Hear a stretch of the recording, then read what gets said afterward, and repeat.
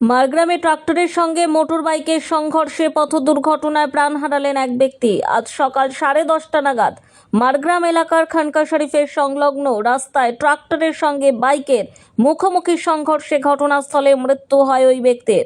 মৃতের নাম অসীম কুমার বিশ্বাস, বয়স 52, বাড়ি বিষ্ণুপুর গ্রামে। তিনি ব্যক্তিগত কাজে রামপুরহাটে যাচ্ছিলেন। রাস্তা পার হওয়ার সময় আচমকায় তার বাইকের সঙ্গে একটি ট্রাক্টরের মুখোমুখি সংঘর্ষ হয়।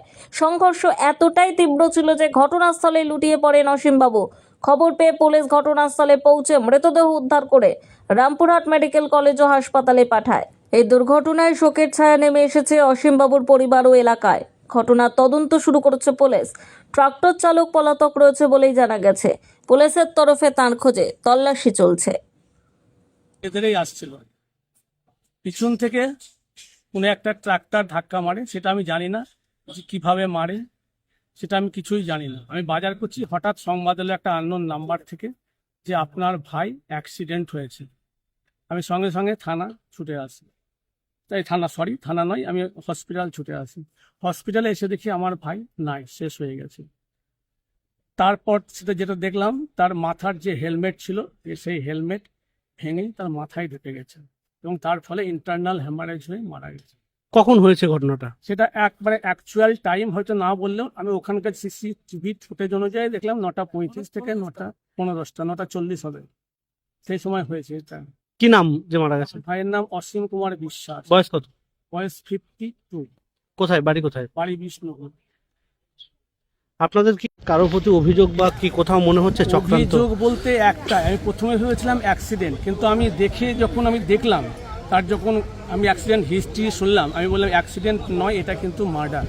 কারণ আমার ভাই যেভাবে গাড়ি চালায় এবং তাতে আমি মনে হলো মার্ডার। তারপর আমি যখন মোটামুটি জানার চেষ্টা করলাম, তখন দেখলাম 3-5 থেকে একজনের সঙ্গে বেশ খানিকটা দ্বন্দ্বাদ্বন্দ্বি চলছে এবং এমনকি হুমকিও দিয়েছিল, প্রাণনাশেরও হুমকি তারা কিন্তু দিয়ে এসেছিল দোকানে। সেটা আমাদের বাজারে, বিষ্ণুপুর বাজারের ইউনিয়নে যারা সবাই জানে যে প্রাণনাশের হুমকি দিয়েছিল তারা।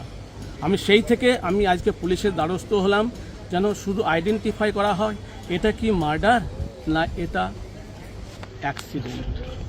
বিচার পরের কথা, আগে শুধু এইটাই বিচার যে এটা মেরে দেওয়া না দুর্ঘটনা, শুধু এইটাই আমার জানার ব্যাপার। আর এখন যা শুনলাম যেটা, তাতে বেশ ভালো রেষারেষি হয়েছে, কিন্তু আমার ভাইয়ের কাছে কেউ টাকা পেত না, আমার ভাইয়ের শ্বশুরমশাইয়ের কাছে টাকা পেত। আচ্ছা, কোথায় হয়েছে ঘটনাটা? ঘটনাটা হয়েছে, আমি অ্যাকচুয়াল জায়গাটাও দেখি না, তবে এই পুলিশ সেটা তদন্ত করে যেটা দেখেছে, যেখানে রক্ত এখনও পড়ে আছে, সেটা খানকা শরীফ থেকে একটু আগে টার্নিংটাই হয়েছে। কি নাম আপনার?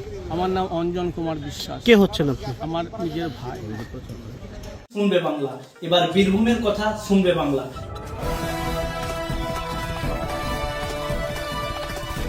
আপনারা দেখছেন ওটু নিউজ বাংলা, এবার বলবে বীরভূম, শুনবে বাংলা।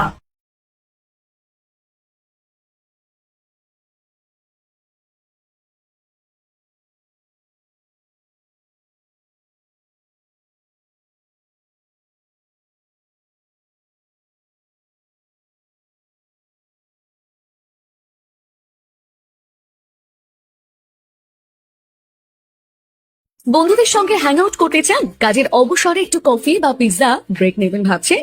দেরি না করে আজই চলে আসুন ওরিয়েন্ট ক্যাফেতে।